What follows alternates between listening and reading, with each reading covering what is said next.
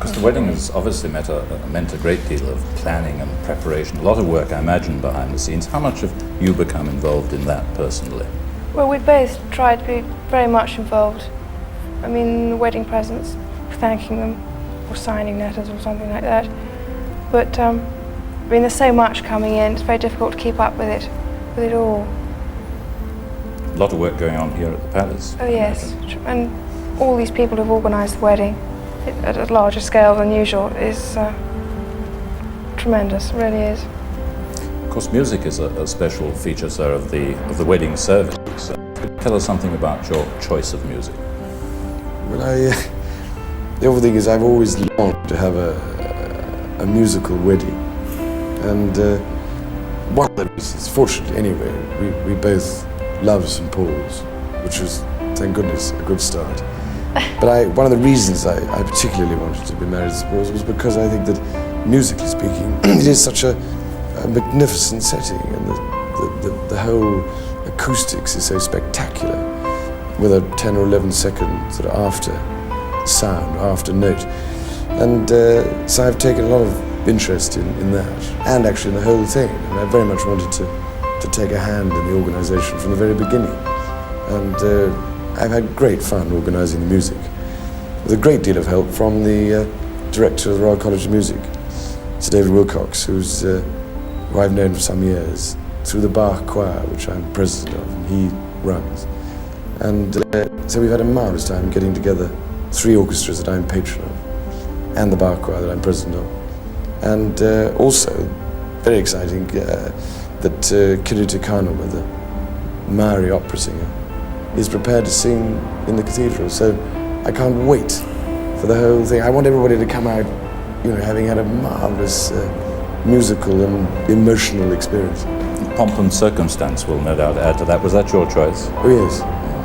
But it's you see, I think the thing which is very important with a big cathedral and a long aisle, and you said it took 3.5 minutes? Something like that.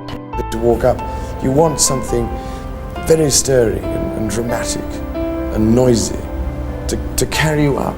Because if you have something rather quiet, you start hearing your ankles cricking, you know what I mean? And it's much more difficult to walk without something very sort of stirring. So this is what we've tried to find, stirring things.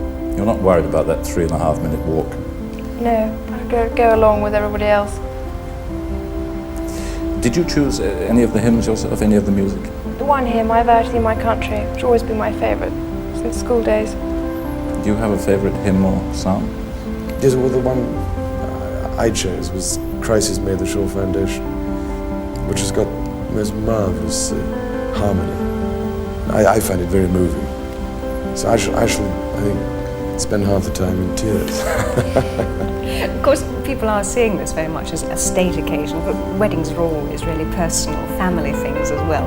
Have you been able to put in any small personal touches that will still make it very much your day? Have we been able to put in any small personal touches? I think by inviting one's friends and all people who've helped us.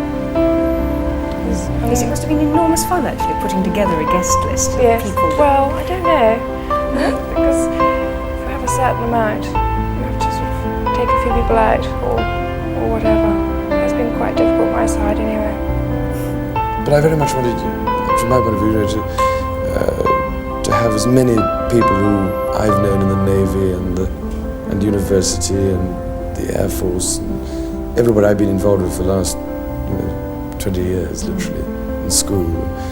All the marvelous people who looked after me at these different places. And to try and remember everybody has been an absolute nightmare, hasn't it? And suddenly, even now, I suddenly remember somebody that I tried hard to remember but didn't. And I hope we've got most people. It is a nice way, isn't it, of seeing friends and saying thank you, really. What about the guests, apart from the guests, the presents, because you've drawn up this lovely list of presents. Did you get together in deciding what was going to go on that list? Yeah, it was me. I had great fun going round. And my list is completely empty. It's all come to us. It's marvellous. Yes. So I'm going to get stuck with 2 toasters or something like that. I don't know about that. We've got 2 houses to fill, so I've been busily writing thank you letters to various people. One thing that I know St Paul's have done to make it, from their point of view, very personal, they were telling me that where you're going to make your vows, they've made a platform so that at least you can feel that you're together and alone, because I think everyone would agree, when you make your vows, that's the most solemn, the most precious, and a very personal moment. Is it going to be that for you, even though you know the eyes of the world are watching you at that very important moment?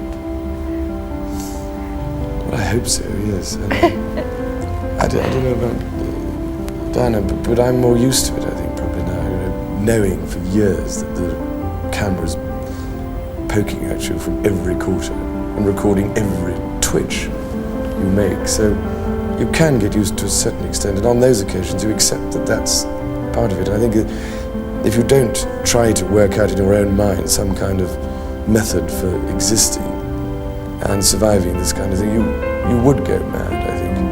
And so in the end you do get used to it, but I don't know, do you find that after the last 6 months you're beginning to get used to it? Just. It is, I suppose, one of the most important things you're going to have to adjust to, really, isn't it? Of course, yes. And Prince Charles has been a great help to you in that Marsh regard. is a tower of strength. Precious. I have to say that because you're sitting there. I'm sure you would anyway.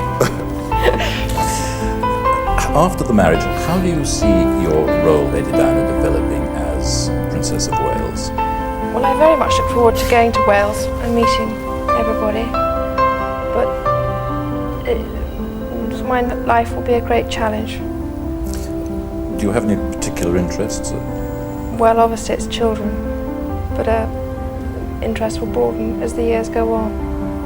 So I'm 20, I've got a good start. You're going to Wales, but you don't plan to learn Welsh like Oh yes, Prince of I'm Wales. sure I should pick up a few words.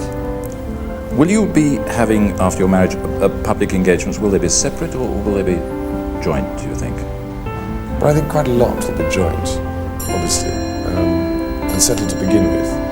And I think, obviously, when we go abroad, they'll be joint.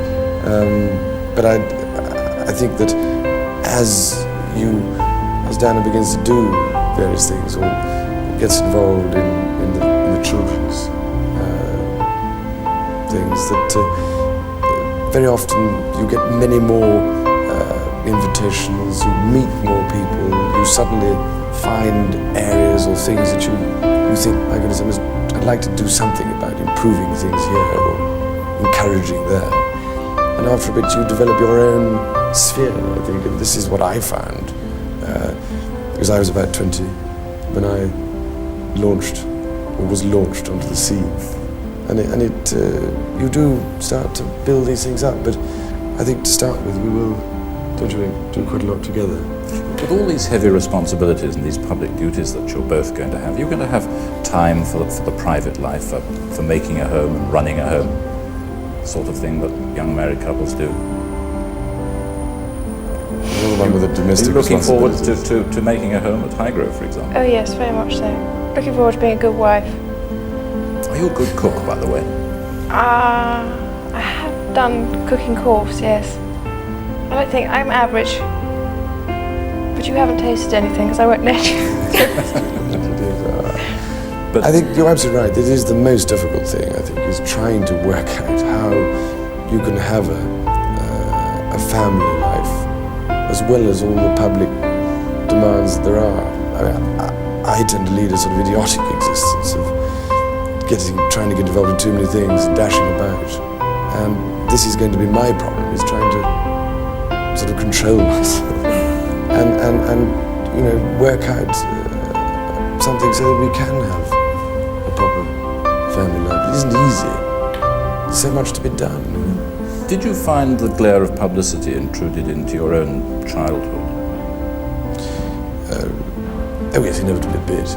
But it's when you're a child, it doesn't mean nearly so much. You don't notice it until that awful moment when you sort of drop into adolescence, and then everything becomes you become more aware of everything. But you probably remember that. Yes. And things mean much more, and you become self-conscious. But until you've